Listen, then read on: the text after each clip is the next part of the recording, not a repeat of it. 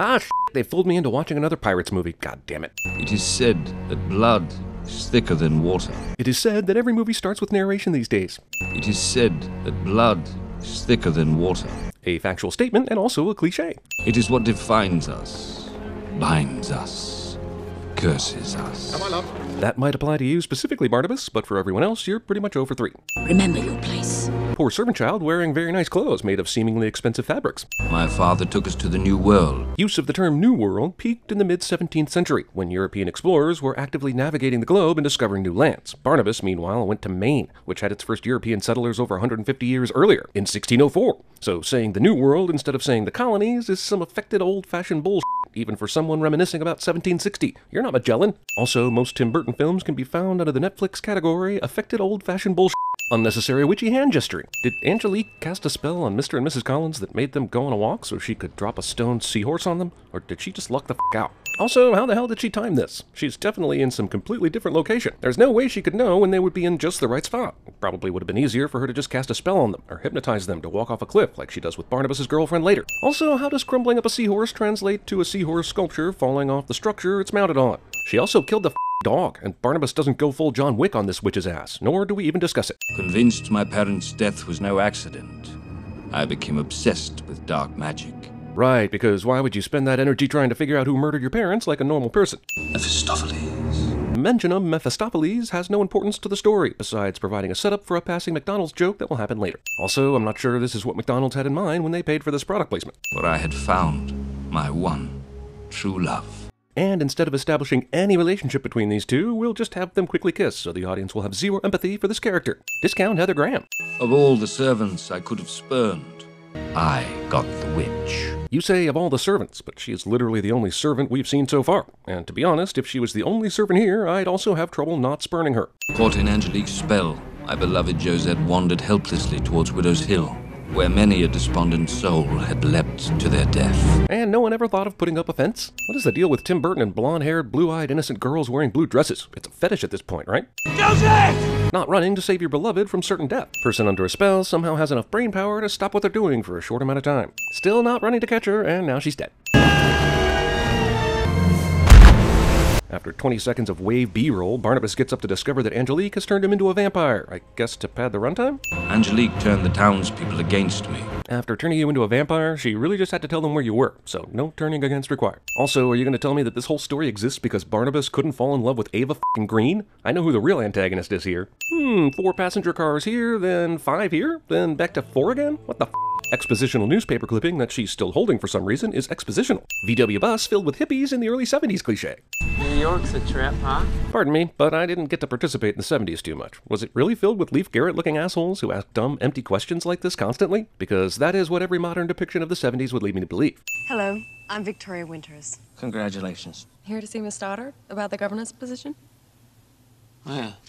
Been expecting you. They've been expecting her, yet when he answered the door, he clearly had no idea why she was there. Also, wouldn't they be expecting her under her actual name, since she didn't make up the name Victoria Winters until she was on the train? Who's that? That? Oh, that's just the protagonist of the movie whose portrait you picked to discuss over all the other portraits hanging in this mansion because it's important to the plot. I am forcing you to see this portrait in the background so you'll make the connection. This is called subtlety. Also, this brings up another question. Were she and Barnabas married? We don't know because the movie offers no information about this character. But I ask because if they weren't married, then why would they have her portrait in their great room? Now I'm starting to think that Barnabas fell in love with his cousin or something. The Collinses are weird about family. Pretty impressive that Carolyn is listening to a song that won't be released for another 5 years. You're a liar. Leave her be, Julia. This family hired Julia to help their son, but all she does is drink and insult other house staff, yet they put up with her like she's a member of the family. Those are Egyptian cotton. This is as good a time as any to ask. If this family is so poverty-stricken, then how are they able to maintain this house? I heard the bit earlier about closing off one of the wings, but it's still a giant-ass house that property taxes alone are probably more than they can afford. Selling the house seems like a logical decision that even these idiots would have made years earlier. Lost sailboats and normal hire. And David's mother's at the bottom with one of them. This isn't normal teenage bitchery. This is full-on emotional abuse, and Carolyn needs to be in military school. Ghost Josette, or perhaps Gosette, was wearing the sheet like David in the previous scene, because Gosette has a sense of humor and decided this would be hilarious misdirection. Also, she's got crabs. Also, why would Josette have ghost crabs crawling around her? Are those the crabs that died when she crashed into the rock? Are they duty-bound to make her creepier? You gotta be s***ing me. Grab me some bolt cutters. Discount Woody Harrelson would rather have bolt cutters instead of calling this in to the higher-ups so that they can investigate the strange chained-up coffin they found in the ground. What the f*** is going on with this guy? He gets hooked with a crowbar by the neck. Then in the next shot, he's getting pulled up into the air by nothing. I am terribly sorry. Cannot imagine how thirsty I am. If he really was sorry, then was this necessary? The screenwriter sure thought so, because that moment paved the way for this. Mephistopheles. Which is great, because we were all able to not get a laugh at that joke. Also, the f*** is a McDonald's doing way out here in the middle of the f***ing woods? Barnabas is able to walk through town with blood all over him, and no one notices. I might forgive this if he was walking through New York City in the 1970s, but in rural Maine, people would get suspicious. The Collins family. Do they endure? Yeah. There's 4 of them. Wait a minute, did Barnabas's parents have any other children? Maybe they did, but all we saw in the first scene was the young Barnabas and his 2 parents. This movie could have at least shown a weird cousin, or a brother or something, because right now it seems like the Collins bloodline should end at Barnabas. Are you stoned or something? They tried stoning me, my dear. It did not work. Hilarious misunderstanding. But didn't the townspeople just grab him and bury him alive? Most of the jokes are derived from simply showing the audience things from the 70s and Barnabas grimacing at it. What is known of his death? Nothing. Not that I can think of. Surely the Collinsport townspeople would have made up a story to justify killing Barnabas and wrote it down somewhere. Nice of the family to position their cereal boxes dead center on the dining table for maximum viewing pleasure. My God. A woman doctor. What an age this is. That's racist. I see that you have grown desperate enough to sell off the prized family silverware.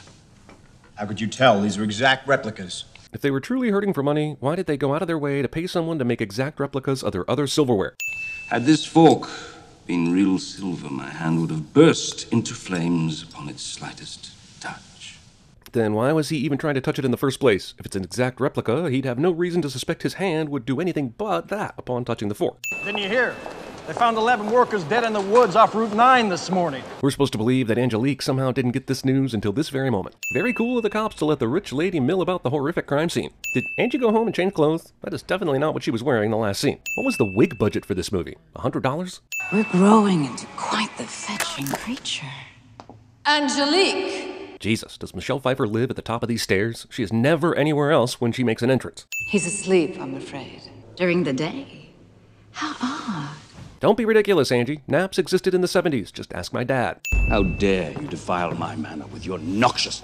I'm telling you guys, this movie would end here for me. Like, this would happen, and the next shot is some sort of Addams Family-style wedding. And Kix the Spider, a character I would have introduced somewhere in the second act, and you'd have no context for, would be playing that violin he was searching for through all that part that got cut out. It's a work in progress based on this movie and cuts out significant details. But the point is, if Ava Green kisses me, the movie's over. That's all.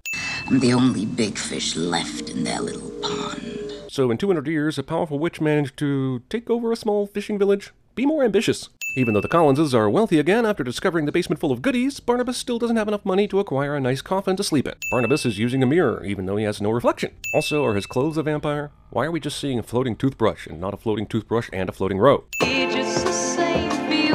This song was released in 1972, but became a hit in 1973, and this performance was taped in 1973. So unless they have time-traveling television, there's no way they could be watching this. Reveal yourself, tiny songstress. Barnabas pulls the back of this television off, and it still kind of works. Movie will try to have us believe that even though he is sensitive to sunlight, he can get away with not covering his face at all. Christopher Lee is only in this movie for 30 seconds. Madam, I do not believe that remotely possible. Not only is Julia able to hypnotize Barnabas at all, she is able to hypnotize him this quickly. 15 and no husband. Absolute bullshit. The average age women married even in Barnabas's time was in their late teens to early 20s. 15-year-olds getting married pretty much only happen in royal or aristocratic families, so those are the ones people learn about and mistakenly think were common. She has the most fertile birthing hips I have ever laid eyes upon. I don't want to research if that is an okay thing for an 18th century person to say. It just feels weird. I am a picker. I am a grinner. And I am a sinner. This song doesn't come out until a year from now. Jesus, did anyone research any of these songs before tossing them into the movie? Can't wait for Barnabas to sing that early 70s hit, Karma Chameleon. These hippies still exist. This girl doesn't get to have any pop for some reason. The dark shadows of one's soul. Roll credits. Love. Chicks dig love, man. Thanks, Gilly from Game of Thrones. When they were making this film, Tim Burton and Seth Grahame-Smith unequivocally agreed that the original Dark Shadows series was great, but lacked blowjobs. This is their attempt to right that wrong. Actually, I came down looking for David. God knows where he's run off to now. So, the depressed kid whose mother drowned hangs around by the rocks and violent waves. Good to know that no one seems to give a shit. You do still love me, don't you? Angie didn't hear him 200 years ago when he said he didn't love her the first time. Honestly, there's very little sex happening here. It's mostly just destroying her office. Here's a demon tongue, because witches have demon tongues now. Victoria is dreaming about some backstory. I'm not sure what's scarier, Cosette or the baby doll Vicky is playing with. Vicky's parents are concerned about their adolescent daughter having an imaginary friend. Medical professionals take and medicate a little girl for, as far as they know, having an imaginary friend. Help me. Help you what? I'm glad this moment was here, because now we know nothing. And the Collins family have always held the biggest and the most wonderful balls. Ah yes, America loves a good testicle joke. Alice Cooper. It worked out that she was reading a Rolling Stone issue from the end of March, and not the one from the end of August. If she was, Randy Newman might have been the headliner. Having the guy who played the lead character in the original version of the story show up in an unrecognizable cameo cliché. I used to be such a sweet, sweet thing. Man, they not only got Alice Cooper to come here, but he sounds exactly like he does on the record. Sweet. Also, Alice Cooper looks old, like as old as he looks now, and this is 1972. Barnabas hypnotizes David so that he'll leave, and he can bust Roger for being a thief. But the next time we see him, he's hanging outside the window, something he could have done without hypnotizing this kid and telling him to leave. Also, gotta say, this whole sequence is confusing. Roger is Elizabeth's brother, but this plays out like Barnabas is busting Roger for cheating on his wife or something. But Roger's wife, you may remember, drowned. Then immediately after, this happens. Mommy, where's Daddy? He's been gone for so long. Is he ever coming home? Admittedly, I totally forgot they were brother and sister, but that's because this movie sucks. Who was the kid? I have no idea. I never saw him before. Dad moves beyond neglectful and greedy into total asshole territory over an hour into the film. Would this movie have lost anything by cutting this character entirely? There's no point to him. Grabbing a microphone and it feeding back for no reason. I wonder what that guitar player is using to give his electric guitar that pure acoustic guitar sound. I don't know why, but for some reason I feel like I can tell you anything. Question: has Victoria seen the obviously her painting hanging in the house yet? Has that freaked her out at all? Or how about how she grew up to look like that ghost she got thrown into the asylum for talking to? Swept me under the rug because it was easier than having a daughter who was different. This is in every fucking Tim Burton movie. Every one of them. You're not using your blood to make me human. You're using my blood to make yourself immortal. Any wonder why this movie sucks and didn't connect with audiences? There are a lot of disjointed plot points concerning characters we don't give a shit about. It tried to be a full season of soap opera in 2 hours. Julia was using Barnabas's blood to make herself immortal, so when she drains her body and subsequently this bag of blood, he's drinking a lot of his own blood, right? That probably tastes weird. Barnabas wears his sun-protective Michael Jackson outfit in the middle of the night, just in case the sun decides to rise early. Barnabas and the other guy don't cover Julia's face, presumably because her eyes will dramatically open later, and we need to be able to see it. There's nothing worth stealing, I'm afraid. Yet another secret door, but who builds a secret room for something this fucking small anyway? I might feel bad about this father leaves his kid scene if the movie devoted even 5 minutes to their characters. Clumsy sadness. Barnabas stands in the sunlight and doesn't move, even though he's on fire. That is a dry-ass bucket, considering he just used it to dump water on Barnabas. I demand that you release me from my curse. You're late. Because as we've learned over the years, whenever there's a meeting, someone's late. Like that fucking matters. Barnabas doesn't use his super speed to escape the situation before he's in chains. Sleeping flame, I summon thee. Just like the Harry Potter witches and wizards, Angelique sometimes has to intone a spell, but other times she can just make things happen with a hand gesture. So I'm still confused with the ways of witches is all. Purplish explosions, because this is a Tim Burton film. Nothing can be the color it actually is.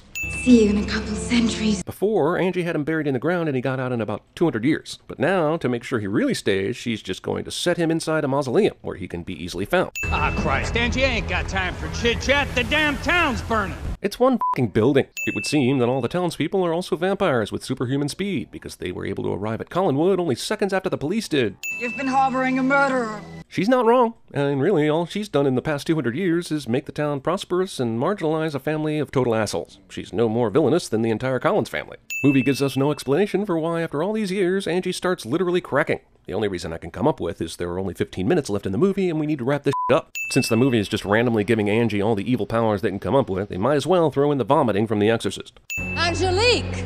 Even though she was clearly outside just before this, Elizabeth makes yet another entrance at the top of the staircase. Just so you know, things that were never alive in the first place just came to life, but can be killed by bullets. I'm a werewolf, okay? Let's not make a big deal of it. Are we entirely sure this isn't just puberty or something? She's still mostly the same as she was before. Also, something that might have been interesting for this movie is thrown away as a joke, pretty much killing the whole reason for making this revelation a surprise. Your perfect Collins pedigree lacked a bit of substance. So, I sent the werewolf who bit Carolyn in her crib. Wait a fucking minute. You mean she's been a werewolf since she was a baby? How the f did Elizabeth not know her own daughter was a werewolf all those years? She would have turned several times before she could be old enough to hide it, right? Instead of having David's mom actually do something to defeat Angie, movie just has her scream, because that's something moms do. Also, gotta admit, David's ghost mom is freaky, but this somehow kills the previously indestructible Angie because ghost power? Chandelier physics? 200 years later and still no one's put up a fence. I'll grow old and die, and you'll live forever. We will find a way, my love. I know the way. You know the way. Just turn her into a vampire already so I can go to bed. Josette. So, did Josette jump into her body? Was she Josette all along? Does she just want to be called Josette? What was the point of Josette's ghost telling Vicky to help her again? The f***? Being a vampire would be tough, but if you have a vampire spouse, you would get the best back scratches. It is said. No one gives a shit. Julie's eyes will open in 3, 2... Also, sequel! Oh, wait.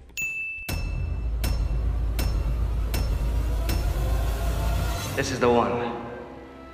This is the one I'll be remembered for.